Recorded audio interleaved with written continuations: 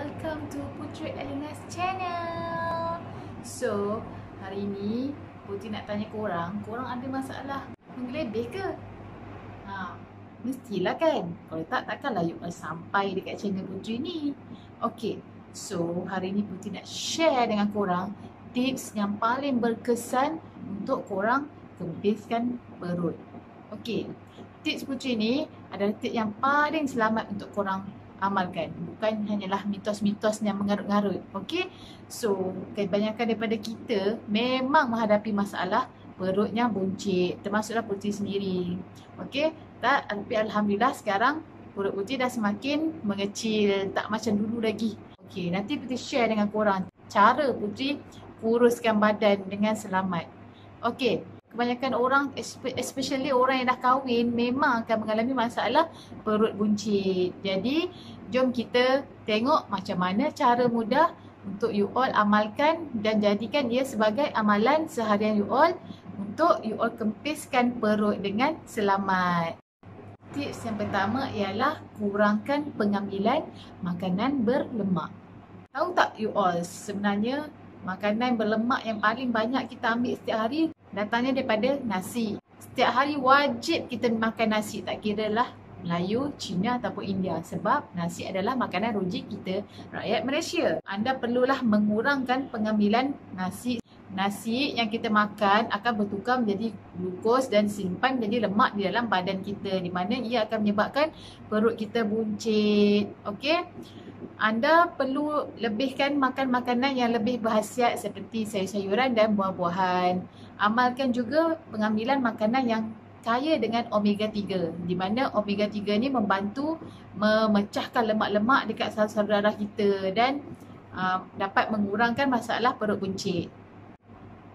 Yang kedua, kurangkan pengambilan gula putih. Putri rasa semua orang tahu bahawa gula putih tu sangatlah tak bagus untuk kesihatan badan. Apa-apa sahaja benda manis termasuklah madu. Walaupun you all tukarkan manis kepada madu, tetap you all kena kurangkan pengambilan madu. Okey, sebab banyak penyakit yang berpunca daripada makan makanan yang manis ni seperti obesiti, kencing manis dan sebagainya.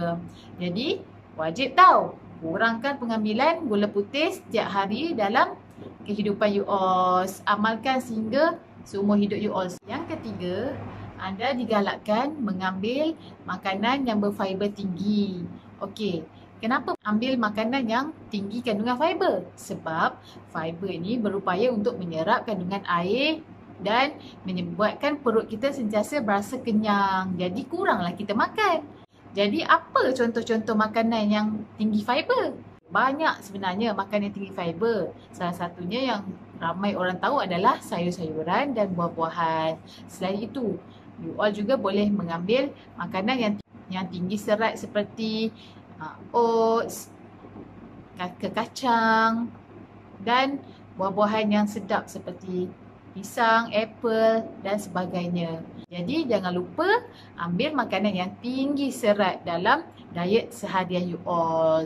Dan seterusnya, you all kena ambil makanan yang tinggi sumber protein. Makanan apa yang tinggi dengan sumber protein?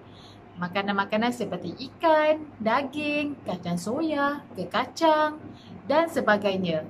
Kenapa dalam diet kita perlu ambil makanan yang tinggi sumber protein?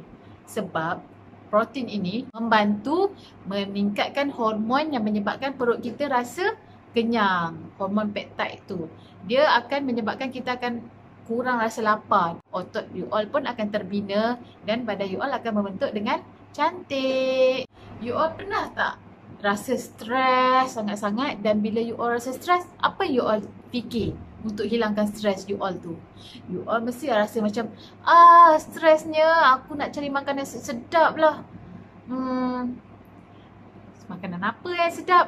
So seterusnya adalah kurangkan stres. Sebab apa? Sebab bila you all stres, hormon dalam badan you all tu akan membuatkan you all berasa lapar. So bila you all lapar, mulalah fikir nak makan itu, nak makan ini. Jadi pastikan you all dapatkan tidur yang mencukupi, rehat yang mencukupi dan kurangkan masalah-masalah yang akan menyebabkan you all stres. Jadi barulah you all dapat turunkan berat badan you all dan kempiskan perut dengan sihat dan selamat tanpa stres. Ingat tu, jangan stres-stres. Dan yang terakhir, jangan lupa bersenam. Yes, bersenam memanglah hanya 10% sahaja membantu dalam mengurangkan lemak dalam badan you all. Yang selebihnya adalah pemakanan. Tetapi dengan bersenam, dia dapat mengurangkan masalah stres you all. Okey, dia dapat meningkatkan hormon yang menyebabkan you all berasa cergas, sihat, berasa happy. Hormon tu bagus supaya you all tak ada rasa stres. Jadi, pastikan seminggu sekurang-kurangnya 3 kali you all keluar bersenam. Apa jenis senaman yang you all boleh buat? Okey, you all boleh jogging, berbasikal, boleh berjalan kaki dengan anak-anak, luangkan masa petang you all bermain dengan anak-anak, dan banyak lagi aktiviti lain yang best-best yang you all boleh buat bersama keluarga. So, selain daripada meningkatkan hormon kegembiraan you all, mengurangkan stres, you all juga dapat meluangkan lebih masa setiap hari you all bersama keluarga. Jadi, yang penting you all sihat, happy, ceria dan sentiasa berbahagia dengan keluarga you all. Bagi Putri, buat permulaan memanglah susah. Tapi bila dah jadikan kebiasaan, insya-Allah Putri yakin lama-lama you all akan terbiasa dengan rutin harian you all ni. So lepas ni, kurang-kurangkanlah makan makanan yang manis, kurang-kuranglah makan nasi, mi yang tinggi karbohidrat yang boleh meningkatkan lemak, tepu dekat perut you all tu. So lepas ni you all tunjuk dekat Putri, okey? Nak tengok sikit result perut korang yang kempis lepas you all amalkan tips yang Putri bagi ni. Okey, insya-Allah bila kita fikir set dalam minda kita nak kurus bukan sahaja untuk cantik tetapi untuk mendapatkan kesihatan yang baik supaya mudah untuk kita melakukan aktiviti harian dan beribadat setiap hari. InsyaAllah Putri doakan you all tercapai matlamat untuk kempiskan perut you all. Baik, jika you all suka dengan tips-tips yang Putri bagi dan nak lebih banyak lagi tips lain selepas ini, pastikan you all tekan button subscribe dan follow Putri. InsyaAllah Putri akan lebih bersemangat untuk buat lebih banyak lagi video yang bermanfaat untuk you all semua. Baik, di sini saja untuk kita hari ini. Bye, jumpa lagi di next channel.